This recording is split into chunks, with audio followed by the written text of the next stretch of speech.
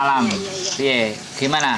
Tolong tidak disebutin Gini. nama dan identitas Iya. siapapun ya, karena Iya iya konten iya. ini akan naik ke YouTube. Piye, piye, piye, Oke piye. oke oke. Ini temennya Gini sampean Mas tadi yang telepon Abdul. ya?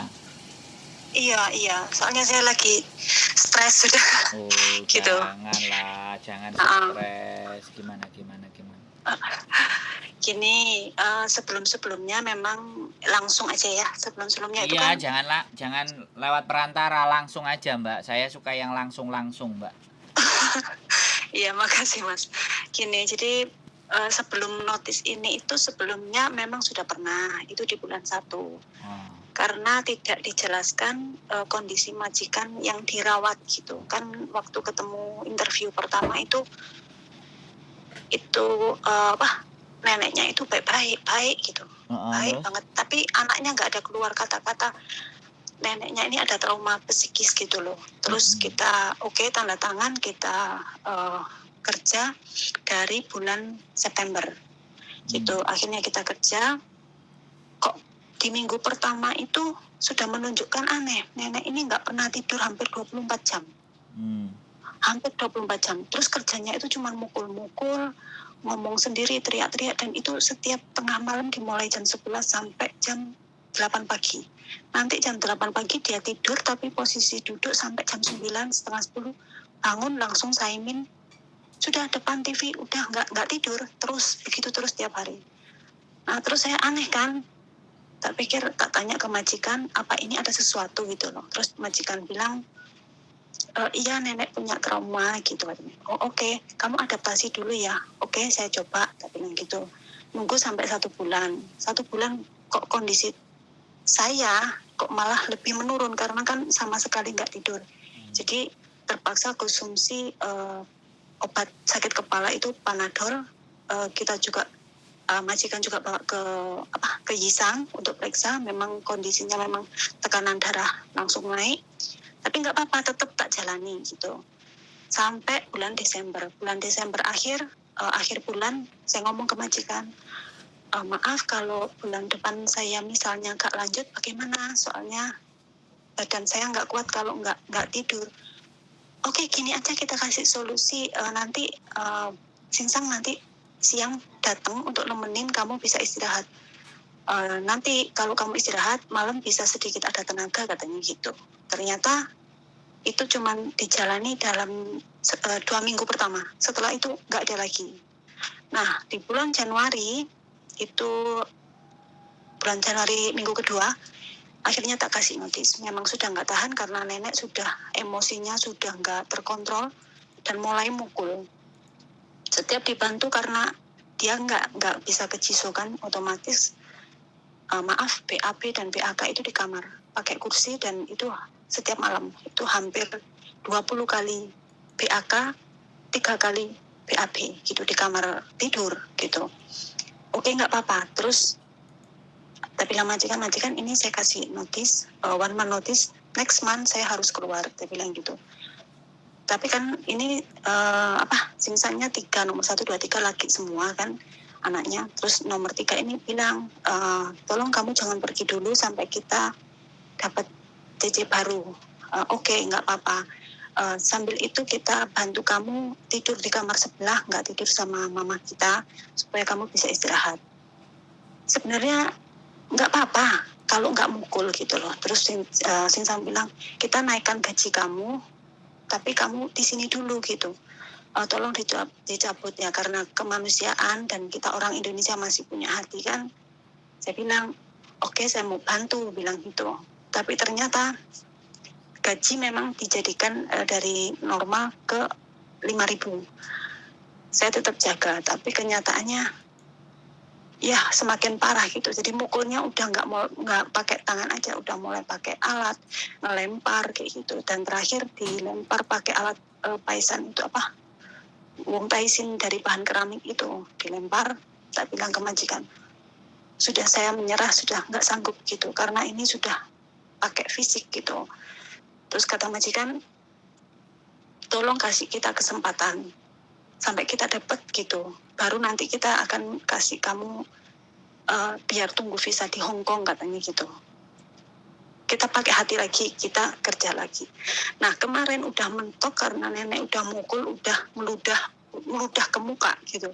Apapun BAB itu udah berdiri di lantai, BAK juga di lantai, memang ngerjain. Saya akan lakukan ini sampai kamu keluar dari rumahku, katanya kan gitu toh. Ada rekaman semua, mulai mukul semua saya rekam gitu. Tanggal 2 kemarin saya ke agent, saya bilang ke agent, saya mau notis yang kedua ini, saya mau sampai saya keluar. Harus dipastikan ini nggak boleh di cancel, tapi bilang gitu toh. Terus agent bilang, ya, oke, kamu memang nggak sanggup, udah. Tanya, ya. Dibikinkan surat notis, nanti kasih ke majikan, iya. Nyampe rumah saya kasih ke majikan. Kata majikan, tolonglah kamu sabar dulu. Tak bilang, sorry Singsang, saya sudah nggak bisa, saya harus keluar karena ini bukan karena gaji, tapi karena saya di sini udah tersiksa depresi. batin. Iya, depresi Ya, gitu. Jadi tekanan mental. Oke, terus lanjut. mental udah nggak sanggup kan gitu. Siap. Nah, Nggak terus nangis kan Samen? Samen nggak nangis kan? nangis sedikit. Sedikit nggak apa-apa, sedikit kan. Aku aja mencium-cium rasa air mata gitu. Terus lanjut Mbak, nggak apa-apa. Nggak, pengen marah gitu loh. Ya nggak apa-apa, marah Terus, sama saya aja, marah sama saya. Lampiaskan ke saya nggak apa-apa. Saya sudah tahu perasaan sampean. Lanjut. terus minggu kemarin itu kan saya libur, ditemenin sama temen. Tadi kan saya cerita, feelingku kok nggak enak. Yo, saya pengen telepon ke agent, saya pengen nanya hasil notisku udah dikirim belum ke imigrasi, tak bilang gitu. Ya coba tanya katanya, atau kita ke tempat Miss Yuni hari Minggu kemarin saya udah ke sana gitu. Terus saya telepon ke agent, terus agent kirim voice katanya, iya majikan kamu udah ngizinin kok, nggak mempermasalahkan kamu keluar, katanya gitu. Terus tak bilang, oke, makasih. Lah ini tadi hari Kamis kemarin kan nenek dimasukkan ke rumah sakit karena sakit, nggak mau makan, nggak mau minum. Alhamdulillah. Nggak mau tidur. Terus. Kasihan sebenarnya, kasihan ya, gitu. Samen punya perasaan. Saya cuma alhamdulillah saja Samen bisa bernafas gitu loh. Samen yang bisa bernafas. Iya. Lanjut. Terus? Nah, sebelum dimasukkan ke rumah sakit kan malamnya itu disewa perawat. Untungnya itu disewa perawat dari jam 9 sampai jam 7 pagi. Jadi saya di sebelah, perawat dari rumah sakit tidur satu kamar sama nenek. Nah, dia yang tahu semuanya, saya dikasih nomor teleponnya. Kalau kamu butuh bantuan ngomong ke majikan kamu, saya bisa ngomong. Kamu nggak bisa di sini karena ini sudah sangat kamu depresi yang parah, katanya gitu. Terus saya bilang ke perawatnya, Sinta nggak percaya saya ngomongin orang tuanya kayak apa, nggak percaya. Tapi saya juga nggak tahan, saya perawat loh, saya angkat tangan ngerawat dia, katanya gitu toh. Terus hari ini saya kedatangan majikan nomor 1. Terus saya bilang, dia bilang, nanti bulan depan saya tanggal 2 pergi Loy Hang. Saya udah cari perawat sama nunggu CC dari Indonesia yang nanti bisa kerja bareng kamu. Kaget dong. Terus saya nanya, loh bulan 5 bukannya tanggal 2 seharusnya saya keluar dari sini. Loh siapa yang bilang, katanya gitu. Saya udah cari CC buat kerja sama kamu. Katanya dia kerja malam, kamu kerja siang, katanya gitu. Nah selama saya pergi Loy Hang, kamu nanti dibantu sama perawat. Berarti notisku nggak dikirim ke imigrasi dong. Iya kan? Terus? Berarti notisnya, iya tadi ke agent lagi, katanya agent malah saya disuruh sabar karena Sinsangmu semua baik, katanya gitu.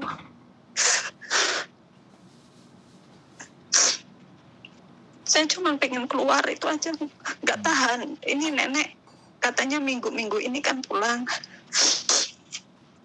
balik ke rumah gitu. Dalam kondisi orangnya seperti itu, saya harus apa itu? Oke, Samen lanjutin nangisnya dulu. Kalau sudah selesai, Samen bilang, wis mas silahkan ngomong gitu.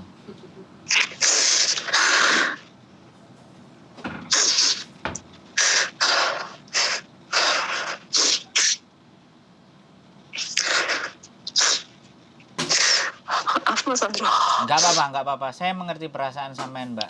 Aku pun kalau di posisi yang seperti itu mungkin kalau aku wanita ya menangis. Karena aku pria, jadi aku anti menangis, Mbak. Jadi ya nggak apa-apa. Nggak apa-apa, aku ngerti. Jadi gini ya, kan secara peraturan, sekali lagi secara Iya. peraturan, memang keluar 1 bulan. Tapi kan sudah sangat-sangat tidak tahan seperti ini ya. Yang terjadi kalau sampean tetap maksa harus hari ini keluar, satu-satunya jalan adalah bayar duit ke majikan 1 kali gaji, terus sampean cabut. Gak apa-apa. Dengan alasan kakek yang sakit jiwa, nenek sakit jiwa, nenek sudah sangat parah penyakit mental. Sampean harus tulis itu semua ya. Kalau majikan sampean nggak pernah akan bilang bahwa orang tuanya sakit, orang tuanya nggak mungkin melakukan seperti itu. Iya, karena dia anaknya, ya kan? Dia darah dagingnya, nggak mungkin menjelekkan mamanya kan, ya kan? Tapi kalau kita bukan darah dagingnya dia, kita hanya di sini sebagai pekerja, nggak apa-apa. Kalau solusinya tetap hari ini keluar atau besok keluar atau lusa keluar, yaitu kita bayar 1 bulan gaji. Tapi kalau sampean masih kuat bertahan di bulan depan, ya sudah, surat yang sudah sampean buat yang tertanggal yang sama kirimkan ke imigrasi. Kalau sampean Masih nggak bisa ya Mas Andro ya? Oh, masih sangat masih bisa. Berarti sampean nggak bisa mempercayai agen lagi. Sampean kirim ke imigrasi itu bisa datang langsung, bisa juga ke imigrasi langsung, bisa pakai pos, juga bisa pakai pos yang berbayar, terserah sampean. Kalau sampean mau diproses yang cepat, ya itu bisa langsung. Kalau langsung itu misal hari Minggu bisa Mas Andro ya? Karena Hari Minggu tidak apa, bisa. izin? Hari Minggu imigrasi tutup. Hari Sabtu setengah hari sampai jam 12. Oh gitu. Ya hari biasa. Ya ini kalau lagi Terus ini nggak ada mbahnya ya langsung. Karena kan enggak kan gimana? CCTV-nya nyala, CCTV ada, jadi Ya kan tadi SMS lah sempat sama mereka, sampai nggak tahan. Aku mau taruh aku mau langsung kirim surat one man noticeku ini ke imigrasi. soalnya saya sudah hilang percaya sama agent, sudah ini 2 kali udah ditipu gitu loh, nggak mereka nggak mau bantu. Nah Udah. iya. Nah iya mbak, iya kan. Sekarang kalau sampean nggak mau kehilangan uang, ya izin. Nggak apa-apa, izin minta dikasih dan tidak izin. Memang harus ada izin, ada bukti izinnya. Oh iya. Kalau memang sampean wis mentok daripada sampean yang stres, yaitu sampean mau kehilangan uang 473 1 bulan gaji, ya kan? Atau sampean bersabar menunggu, itu kan peraturan mbak. Aku nggak bisa. Iya. Peraturan sama perasaan ini nggak bisa dibarengkan mbak, intinya kan, iya kan? Karena memang Iya sih. sampean kecewa sudah sama agent. Kalau aku mbak ya, Kecewa karena ini kan kondisinya beda-beda. Kalau saya orangnya nggak terima mentok, makanya saya harus nabung dan nyelengi. Kalau suatu saat kejadian hal seperti ini, aku bisa mengembalikan uangnya majikan gitu. Karena sudah daripada saya yang gila kan kita bisa bicara seperti itu kan. Tapi orang-orang ada yang bilang, Bro, kamu juga harus bisa nenangin mereka. Bro, kamu juga Tapi saya harus bisa. depresi mas. Kenapa? Udah ikut depresi, ikut stres kayak nenek lama-lama. Satu-satunya jalan kalau nggak bisa one man notice, ya hari itu keluar, hari itu sampean bayar ke majikan, tulis surat semuanya, taruh, atau kasih ke agent, foto ada buktinya, tanda tangan, sampean pergi. Kalau nggak mau nemuin itu majikan. Meskipun majikan nggak mau tanda tangan ya? Enggak, boleh. Memutuskan kontrak secara sepihak itu boleh, itu ada aturannya. Oh, oke. Tidak hanya dari dia saja, dari sampean sendiri langsung lapor ke imigrasi, ibaratnya saya siap membayar dendanya, ibaratnya kalau agent sampean ceritakan, agent juga nggak bisa dipercaya, saya langsung ke surat imigrasi saja, saya nggak ketemu singsang, saya titip duit, tapi imigrasi pasti nggak akan terima. imigrasi nggak akan terima duit. Ya udah sirat hari itu juga nanti membayar dendanya sampean nggak apa-apa. Belakangan kalau sudah ketemu sama majikan atau di agent, yang penting sampean keluar dari situ. Kan pinginnya itu toh. Iya, iya. Itu salah satu cara sudah. Atau sekali lagi pada saat sampean di situ majikan sampean ngelemparin benda sesuatu yang berbahaya buat sampean hindari, sampean langsung telepon polisi. Jam itu juga, alamat itu juga, polisi akan datang. Itu salah satu cara kalau kita nggak mau one man notice. Karena artinya kan membahayakan. Maka polisi akan memberikan kewenangan atau menyuruh sampean untuk tidak tinggal di situ. Bisa dipahami nggak? Ini salah satu trik dan cara. Nah, caranya begitu. Begitu sampean dia sudah mau lempar breng, telepon 99, alamatnya ini, nama sampean sebutkan, KTP sampean sebutkan, polisi datang ke atas, lihat perlakuannya gitu. Bisa dipahami? Sorry, saya tidak marah ya Mbak, karena saya laki-laki, kadang saya mau larut ke dalam sampean, saya nggak bisa membawa sampean keluar dari persoalan ini, makanya saya harus posisinya netral. Iya, tadi gimana? Tadi juga gitu kan mikir, saya bilang karena saya masih shock kan tadi. Tak bilang kalau saya keluar ini sekarang karena posisi gak ada majikan takutnya dituduh macam-macam kan gitu tuh. Ya telepon polisi saja nggak apa-apa. Hari ini saya keluar, polisi yang jadi saksinya suruh cek barang saya, sampean semuanya nggak apa-apa, semuanya serba polisi. Karena memang nggak ada orang, sekali lagi. Ya sekarang kalau nggak ada orang kan nggak ada masalah toh. Sampean bisa bertenang, kalau sampean bisa ibadah, tenangkan hati. Ya kalau Nasrani ya sampean berdoa berlutut, tapi kalau sampean Muslim ya saling bentangan sajadahnya dan berdoa kan, karena nggak ada nenek toh kan. Gak ada nenek tapi tetap gak bisa tidur karena kayak udah ketakutan jadi dengar suara udah. Oke. Berarti itu depresi dan trauma. Kalau begitu nggak apa-apa, telepon aja polisi ketakutan. Udah, polisi nanti akan telepon majikan sampean. Satu-satunya kalau sampean merasa tidak nyaman di tempat tersebut, polisi lah yang bisa membantu. Saya bantunya gimana? Saya nunggoi di sana. Waduh, siapa kalian? Siapa kamu? Gitu lagi kan, masalah lagi. Gak apa-apa. Saya merasa tidak nyaman. Kenapa? Ada apa keluhan? Saya tidak nyaman, saya tidak tenang tinggal di sini, saya trauma, bla bla bla bla. Sampaikan ke polisi aja. Polisi biar bingung nanti cari solusinya. Pastinya dia akan telepon majikan. Iya mas. Jadi bisa. Logika sampean harus tetap jalan.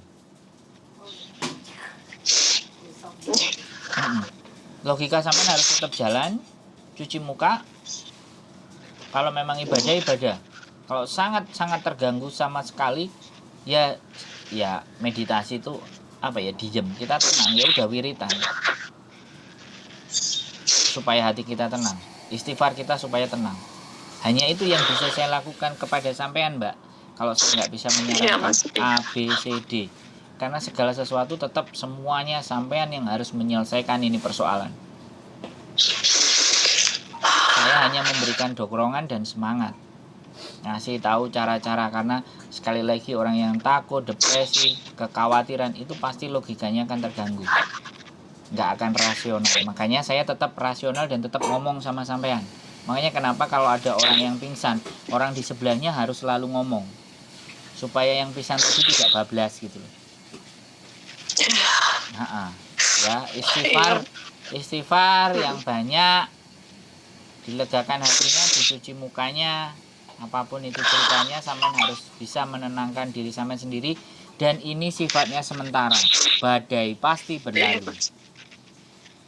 Jadi, aku nggak bisa, aku juga cowok, Mbak. Aku cowok memeluk sampean kan ya repot, kan begitu susah. Nah, saya harus bawa sampean ketawa ini lama-lama. Kalau sampean nangis terus repot. Saya harus membawa sampean ketawa. Saya cowok, Mbak. Saya juga masih punya hasrat dan masih punya keinginan. Nah, gitu kan. Ada nangisnya, ada ketawanya dikit-dikit kan nggak apa-apa kan? Ya. Harus. Aku sebenarnya kepingin menghibur kalau yang ketemu yang nangis-nangis seperti ini gitu. Jadi pinginnya seperti itu. Sing garai sampean nggak bisa tak bawa ke sini tinggal di sini, sampean nggak bisa tak bawa ke rumah singgah, itu akan menjadi masalah gitu. Bener kan? Nggak Kalau iso. gini lega mas, lega Nah, gitu. sampean nggak iso tak adai koper terus tak gowo tak gelindingno, gowo troli kan nggak mungkin gitu loh. Nanti dikirain penculikan kan tambah bahaya aku. Ya, nggak apa-apa Mbak. Iya. Ini masa ini hanya sementara, pasti akan berlalu. Ini bagian dari ujian, ada sesuatu yang akan diberikan sama Gusti Allah kepada sampean yang lebih besar. Saya selalu yakin. Amin. Saya selalu yakin. Kalau sampean sabar, berbesar hati menerima, karena yang masak ini sudah bau dagingnya mau buka ini kan, makanya wahing-wahing. Jadi kalau sampean menerima dengan ikhlas, lapang dada, percaya, menguatkan hati, menguatkan diri, berdamai dengan diri sampean sendiri bahwa ada sesuatu yang dipersiapkan yang lebih baik buat sampean. Aku sih selalu percaya seperti itu Mbak. Karena zaman dulu itu uripku ya remuk, tapi ya yakin saiki enak. Duwe wong ngeteri gitu loh Mbak. Tapi prosesnya kan harus bambung dhisik, turu Victoria dhisik gitu kan. Harus keleson dhisik, poso Senin Kemis dhisik gitu. Dan hasil hari ini. Dan aku kepingin menguatkan teman-teman yang semampu saya bisa. Begitu ceritanya. Yang jangan dipaksakan ya kan. Kalau yang dipaksakan tadi sampean tak lempit, tak lebokno koper, tak go troli ke rumah singgah, terus sampean tenang. Nah, itu kan sesuatu yang sangat dipaksakan gitu loh, Mbak. Ya. Rasanya plong gitu. Nah. Siap. Makasih Mas Andro. Yang penting sampean nelpon garangan ya. Dan jangan sampai ngangkat teleponnya garangan. Oh, enggak. Nanti sampean ditipu, terus disayang-sayang sama mereka, dimintain duit, terus dicalui gambar-gambar dan video porno, kan repot toh Mbak. Ya. Oke, situasi sampean soalnya lagi rawan ya. Jangan telepon garangan. Teleponnya kalau nggak saya ya Miss Yuni aja. Ya, senyum Mbak ya. Iya Mas Andro. Senyum. Iya, makasih Mas Andro. Saya berusaha menghibur, saya tidak mau larut, walaupun sebenarnya hati saya rada tersayat, tapi yo motoku tak lapane lah ben gak ketok nek melok sedih sampean ngono lho. Jadi apa-apa adalah sini nang kamera ini subscriberku pasti nonton. Nanti nak konten sampean nonton no. Ya, semangat Mbak. Yakin ini hanya berlangsung sementara. Kalau perlu 2-3 hari selesai. Kalau bisa nenek di rumah sakit terus, tidak bisa diputuskan untuk pulang karena ada gangguan jiwa. Nah, itu baru minta sama Tuhan ya, supaya diberikan jalan terbaik buat sampean. Yakin 2-3 hari jalannya akan muncul dan kelihatan. Dan pasti sampean pasti telepon aku, Mas Andro ayo ngopi. Sampean njaluk kopi apa? Itu sesuatu yang saya suka Mbak. Amin. Oke. Nanti kalau saya keluar pasti telepon Mas Andro. Yes, alhamdulillah, mantap. Ya. Makasih Mas Andro ya. Semangat ya Mbak Semangat. Kita ada di belakang sampean untuk menguatkan. Oke? Oke, makasih Mas. Sehat selalu Mbak Yuk. Bye-bye. Terima kasih. Bye-bye. Oke teman-teman semuanya ya. Akhirnya yo ngrungokno iki sedih lah teman-teman, sumpah. Yang kayak gini nih piye ya? Tapi ya kita bisanya hanya meminta ke Gusti Allah ya. Harusnya saya nggak ikut nangis ya, tapi nggak manusia gitu loh Kak. Orang yang nggak bisa ngerasakan. Saya nggak bisa orang, wah itu masalahmu, ya itu kegoblokanmu, itu kemalasanmu, kowe gak iso gelem maca, gak gelem. Saya nggak bisa seperti itu ya teman-teman. Artinya segala sesuatu itu tidak sesuai. Banyak yang tidak sesuai apa yang kita bayangkan. Tapi yakin ketika kalian banyak berbuat baik, kebaikan-kebaikan itu akan datang dengan sendirinya. Dan pertolongan-pertolongan itu pasti. Dan saya yakin karena saya pernah mengalaminya. Selama saya berbuat jahat, selama saya berbuat tidak baik seenaknya, sakarepe dhewe, sak senenge, tanpa mengabaikan perasaan orang, maka yang terjadi kesusahan, kesumpekan, keruwetan. Tapi ketika saya bisa melakukan kebaikan, berempati, bersimpati, bisa membantu, alhamdulillah semua jalan kebuka semua, pak. Saya yakin itu, aku yakin. Saya mudah-mudahan keyakinan itu juga ada dalam diri kalian semuanya. Keep stay tune my YouTube channel and see you.